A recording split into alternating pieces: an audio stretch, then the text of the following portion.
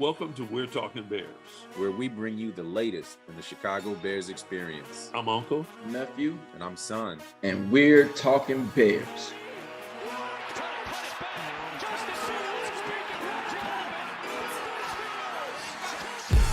Hey there, Bears Nation.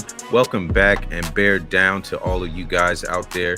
We are going to be recording live. Actually, the draft is still happening. We're in the first round of the 2024 NFL Draft, where the Bears are once again resetting the clock, starting fresh, and have selected Caleb Williams, quarterback from USC. So this is Son. I got Uncle here. We're going to talk to you today about that decision, about what it means for this franchise going forward, and what are our thoughts on how the first round is shaking out so far.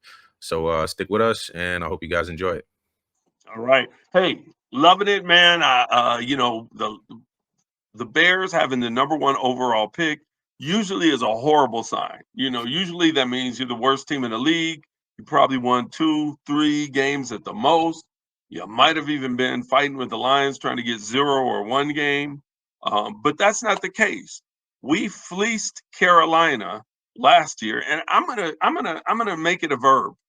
Anytime you give up so much capital that is absolutely childish, ridiculous, and riverboat gambling like, it's going to be now called Carolina. So that's the original. We Carolina, okay?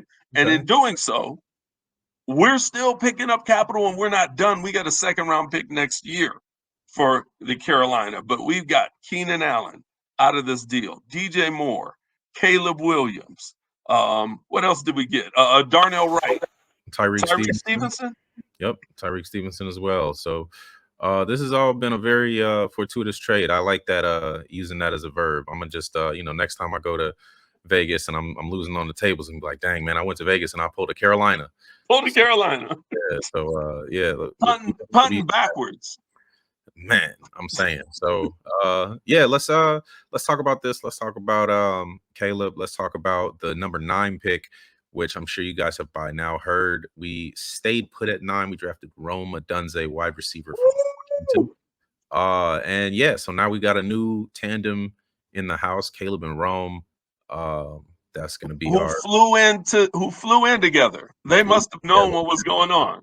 They flew in together to Detroit. Everything he can to make this a seamless transition for Caleb. So let's talk about how, first of all, this is the biggest departure from handling a new quarterback arrival that I've ever seen in the history of the NFL, man. Rookie quarterbacks don't get this. Yeah, in the history of the Bears for sure, but definitely it's unprecedented, the situation he's walking into now. Like, he's got essentially 3 number 1 receivers, a top 10 pick this year in Odunze, who is going to be essentially his number 3 wideout.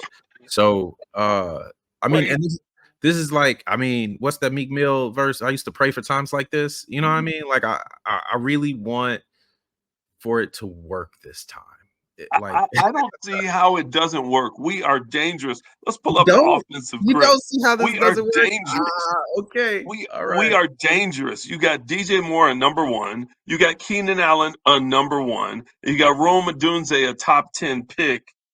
Caleb Williams, the number 1 overall quarterback. We've got, when you look at the rest of this offense, we are quarterback agnostic. You can drop anybody, any guy from that first round is going to be successful, completely successful with this offense.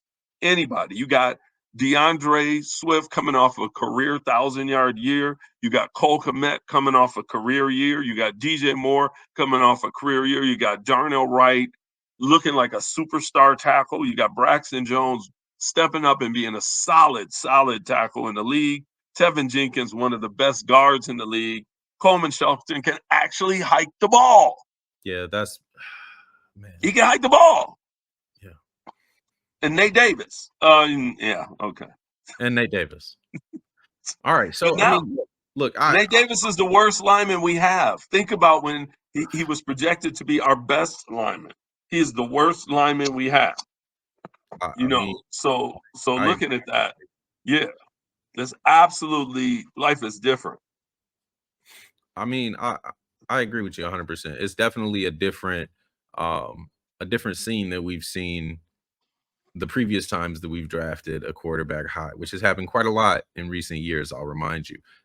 Definitely have never had the coaching staff that we put together this offseason. We definitely went really hard at making sure we were picking top guys. And you can see Poles is about his process. And if there's anything about this process that gives me faith, it's that he has been methodical and he has been deliberate in all of the decisions he has made. Everything he does has a very clear sense of purpose, has a very clear outcome in mind. And on the I guess on the surface, I think that engenders a lot of trust and a lot of respect for the GM that he is, both here and around the league. So I think we lucked into that. And McCaskey made a good decision when they hired Ryan Poles. Fantastic decision. So then there's Ian Cunningham chose, instead of taking a GM job, to stay here and ride through. That's They're- impressive. They're not after just winning the North. We put ourselves. I hope not, because we Yeah. really bet the farm here. So Yeah. I think we can sit here and say that, you know, we have the best chance that we've ever had to be great is in terms of the offensive side of the ball, and it's not remotely close. Yeah. I mean, you'd really have to harken back to '85, where you had Willie Gault, who was the fastest man in football. You just throw the ball up. He didn't have the greatest hands, but he was the fastest man in football. You throw it up to him 2 times deep, one of them's a catch. Yeah. You had Jim McMahon that just had leadership through the roof. He just oozed testosterone and leadership. Walter Payton, the greatest running back in the history of the game, and a phenomenal line. And you know, you had a squad, but you know what we didn't have back then? Possible 3 number 1 wideouts. Yeah. So We didn't have 3 number 1 wideouts. Like the wide receiver core here, and Rome Odunze is coming in the perfect situation. He can learn behind Keenan Allen and DJ Moore, 2 of the best that are doing it right now. And he really has just an incredibly soft runway to land on as a number 9 overall pick. And think about coverages. Like, literally, Rome Odunze is going to be on their 3rd best corner. Yeah. How stupid does that sound? I mean, anybody who's watched any of his tape would be like, man, put somebody for real on this kid. We've never had such an abundance of riches. I can guarantee you that. It's definitely a new feeling as a Bears fan to look at that on the on the depth chart. So this is a better, just Keenan Allen and DJ Moore was a better tandem, arguably, or equal to Alshon Jeffrey and Brandon Marshall. I would say equal, maybe better than Alshon Jeffrey and Brandon Marshall. I'm not gonna say better yet, but I would say definitely equal to. Equal to. Then you throw Rome in. Together first, but yeah. Agreed. Then you throw Rome in. You throw Rome in, you know, and wow. We've got receivers. We've got a guy that can launch the ball 65, 70 yards, and we've got a reason to throw it that far. Yeah. I mean, this could be the best thing to happen to Bears football since Walter. Like this day, right now, what just happened. Yeah. That's 100% in that conversation. From a draft standpoint, this is equal to when they maybe we'll see, when they got Gale Sayers and Dick Butkus. It was just like, that's not fair, right? Mm-hmm. And here we are, and it's like the fact that Rome fell to us. I'm watching, and people are picking tackles and quarterbacks like crazy. And I'm like, oh my gosh, they've only taken 1 wide receiver off the board when they're sitting there at 7 and 8. Yeah. And I'm like, this could happen. You know, before it was just a talk and a joke, and like, yeah, wouldn't that be great? And I'm, you know, by the time you got to 7, you're like, wait a minute. This could occur. You get to 8, and you're like, come on, guys, just don't pick a Rome and the Falcons, Michael Penix. Man, why? I think Michael Penix is great, but that's not what they need. They just paid a guy to be quarterback 4 years, $100 and something million. Yeah. And I mean that's by the time he's ready to start, there'll be $120 million into Kirk Cousins. It just I mean, it's that doesn't matter. I think that's yeah. But I think that's when the you right way to take develop a quarterback in today's NFL. The game is so complex. This is my major concern with Caleb. Caleb is getting all of this stuff, all these toys and all these weapons because we saw what happened to Justin when we started a guy before he was ready and he didn't have that.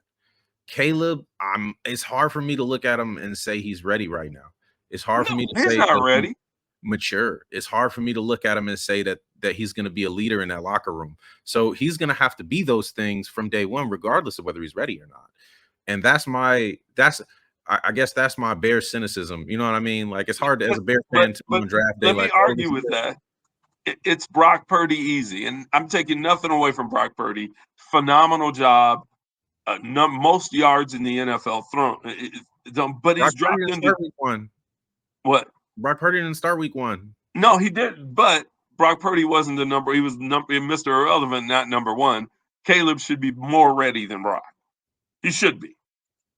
And Brock Purdy's just agree, yes. two injuries later. Brock Purdy's a starter and never gives the job back. He Tom Brady's the heck out of that job.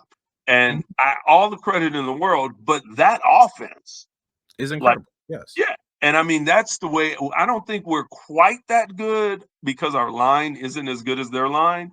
But we can be close, though. We got to be close. Our weapons, man. I'll take our weapons over anybody else's weapons in the league. I mean, I would. But I would say we're close. Here's my sentence. Think about this. Think about this. If you gave our 3 wide receivers, 2 tight ends, and DeAndre Swift to Kansas City for old Travis Kelce, you think they trade? No. I mean, you think they keep Kelce? I don't think the Bears would do that. Of course they would. No, I'm saying would Kansas City do it? Not in a heartbeat.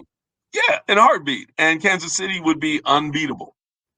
But you can't with that crew. How that works. But look, anyway, because they're living off of one dude. They're winning championships off of one dude. They're living off of one dude. No, they have all pros on their offensive line. Let's not. I said that offensive line. I didn't say offensive line. They wouldn't trade us offensive line. The receivers are living off of one dude. But Rashay Rice was nice. Like he did a lot of appreciated work last year. As a rookie too, as a true rookie. But we're getting away from the point. I think when it comes down to it, I just need to see results, and I need to see them right away. Yeah.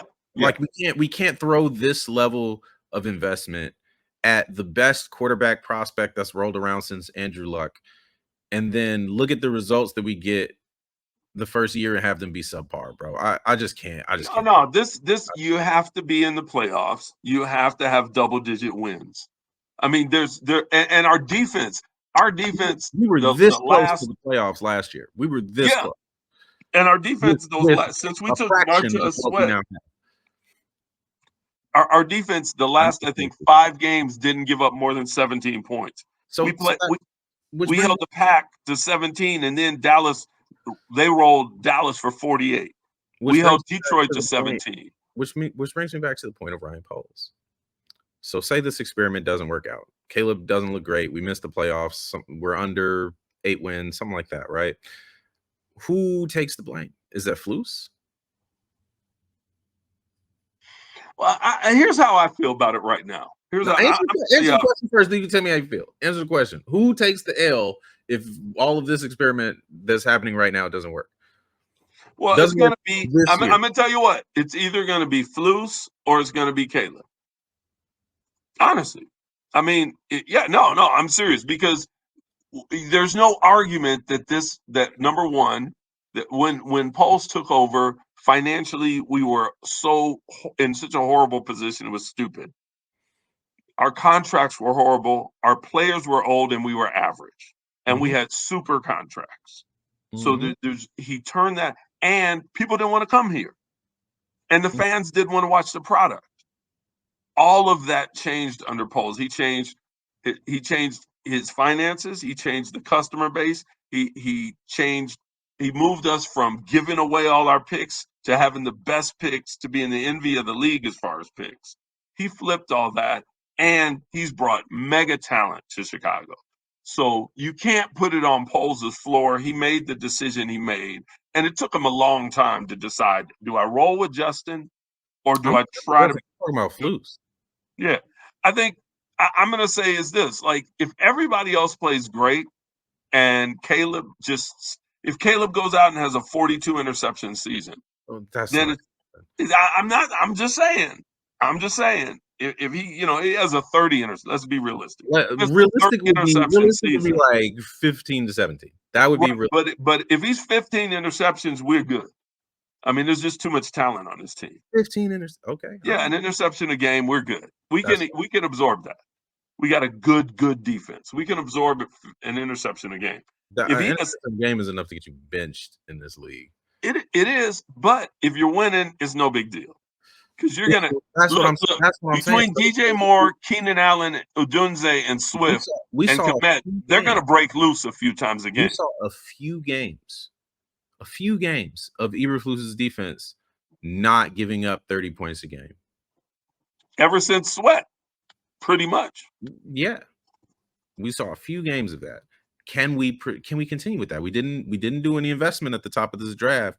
We don't have a pick until the third round. But who would the our only defense significantly changes between here and camp. the only job, we got.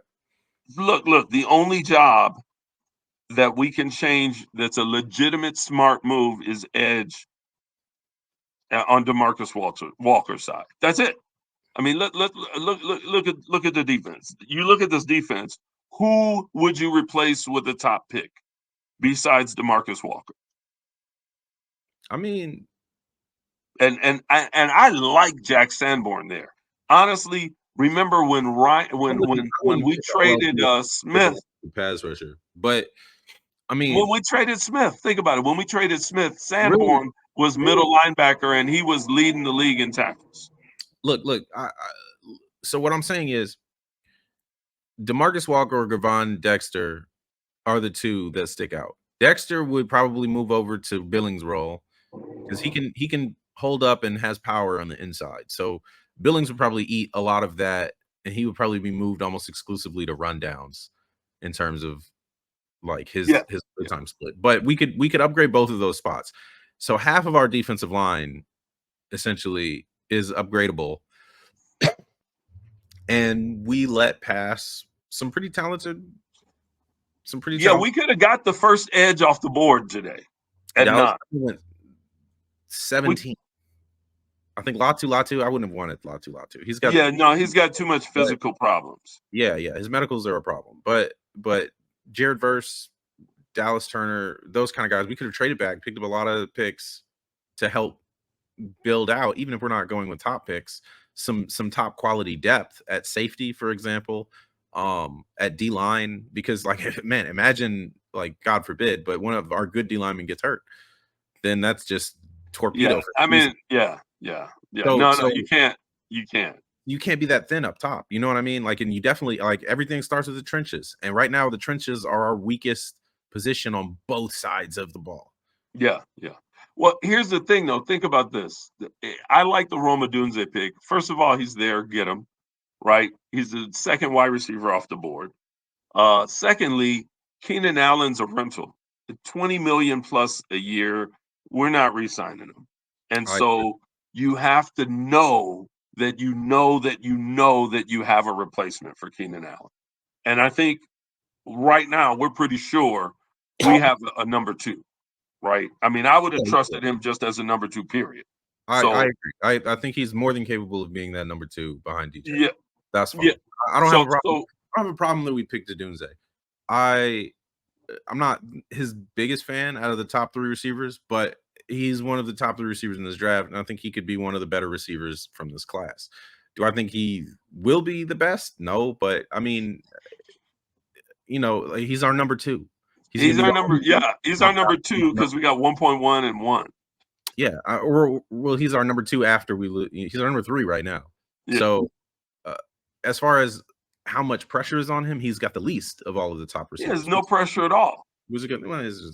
But essentially, I just want us to make sure that when we're watching these games, when we're enjoying what Ryan Poles has put together, we just man, be hopeful, Chicago, because I know it gets hard. It's hard for me right now because, man, as many times as we've seen this song and danced it ourselves, it's hard to just be like out and out, like, oh yeah, look, we got Caleb and Rome. Like, that's cool, But I was here for all of the other guys. I was here for all the Kevin Whites and the Justin Fields and the Rex Grossmans and the Michael Haynes and Cedric Bensons and all of that. So you love to see the direction the team is going. I've never seen this combination of talent on the field and coaching acumen behind it.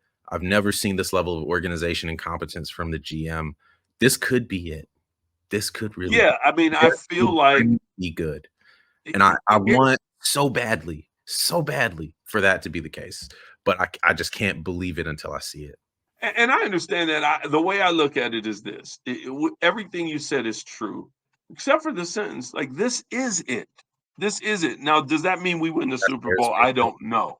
Immediate. And does that mean that, Montez, let's just lay it on the line. Montez Sweat plays 17 games, or at least 15 or 16, right? Because if Montez Sweat plays 5 games, we got big problems, right? Mm-hmm. But if Sweat's out there for 15, 16 games and the playoffs, we're tough. We're tough. You got to have Sweat. You got to have Jalen Johnson. Those two guys got to stay healthy. DJ Moore, Keenan Allen, Cole Kmet, and Wright. Those 4 guys got to be healthy. Those 4 guys are healthy on offense. Those 2 guys are healthy on defense. We can go at it with anybody. Doesn't mean we're going to beat everybody. But realize then next year we've got a number 1 and 2 number 2s. The year after that, we still got our number 1 and we still got our picks. So we're in this great position, and we're going to keep reloading. That's the difference. That's the difference between so many times before. We've got money and we've got picks. Well, we're running out of money fast. Well, but realize at the end of the season, you got guys. You had some guys on 2-year deals. You got guys like Keenan Allen that are just 1-year deal. A lot of money's going to free up at the end of this, and you can sit and maybe you recontract that guy, and maybe you don't. Depends on how it went. If you were in the NFC Championship and you're this close, maybe you go ahead and write the check. Yeah. But if you got booted out of the first round, no, man, come on, give me the rookies. Let's go.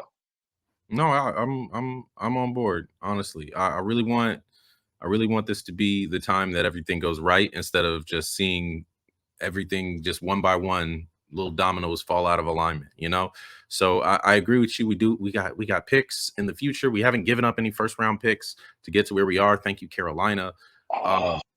It's a bright future ahead. So I'm just excited to see where this goes. I really want to see the success that we've been promised so many times before actually realized, So now here's the tough part. Detroit's getting better. Green Bay's probably on the clock right now, getting better. And Minnesota picked up a quarterback, the guy who won the national championship, guy who had a perfect college season. Hey, you talk about JJ McCarthy. That's how you talk about JJ McCarthy. That's Minnesota. Look, I know Minnesota picked JJ. I have zero faith that's going to work. All he's got to do is throw the ball in the vicinity of Hawkinson or Jefferson and Jordan Addison. And he's going to cause problems. And they had a defense. I agree. He is one of those guys that just, you put him in the right situation and he won't turn the right situation into the wrong situation. Yeah, just throw it to the best receiver in the NFL. They already had that guy. His name was Kirk Cousins. They've just traded Kirk Cousins for a faster Kirk Cousins. There we go. But the question is, I don't know. I can't. We'll find out, I guess. But I don't. I mean, I would say this with Minnesota. Just like the year they won the division, anything's possible up there. But they have the ability to self-destruct, make bad choices, and blow things out. I'm not saying they're a great organization. I laughed with a buddy of mine who's from that area, and he would always say, yeah, okay. I mean, we know as good as it gets, it can turn bad so fast. So I'm not saying, I'm just saying they're dangerous. They're dangerous with a guy who can get the ball. I mean, but every team in our division JJ is McCarthy threw that ball 61 miles per hour at the combine. He's got a cannon, man. that means nothing. Just throw it deep to Justin Jefferson. If I'm him, I'm throwing it deep to Justin Jefferson 4 times a game, every quarter. Intermediate than deep. That's where he What'd makes you say? Justin Jefferson's dangerous intermediate. That's where he makes his living. He's not like a huge deep ball threat, but Jordan Addison is. So Yeah. have fun defending both of them. Yeah. So bottom line, I'm launching some balls if I'm Minnesota. But you know what? Minnesota is Minnesota. But we've got this is a stacked division. This is a stacked division. It is now. And I think we've done the right thing. We've reloaded. We've reset the rookie contract clock. This is the by the book play in order to try to compete in this league. So we'll see how that works out, man. I'm excited to see how everything shakes out. Continue to see the differences in how we approach quarterback development with the guy that we've got now, as opposed to all the guys that came before. So and just a point on the defense: 7 out of the last 8 games in the season, we held teams under 17 or less. 7 out of the last 8 games. The only people that got ahead of that were the Lions, who went to the NFC Championship. And they won it in the last quarter. They didn't break loose to near the end of the fourth. Mm-hmm. We would have been 8 for 8, except for some very bad decisions and some mistakes.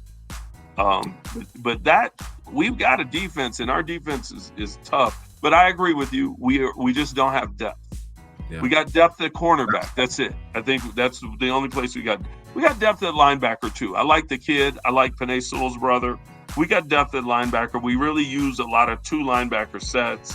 So the fact that we're okay at linebacker and corner, we don't really have the depth we need at safety, or at the defensive line, we got no depth at all. Yeah. So. All right.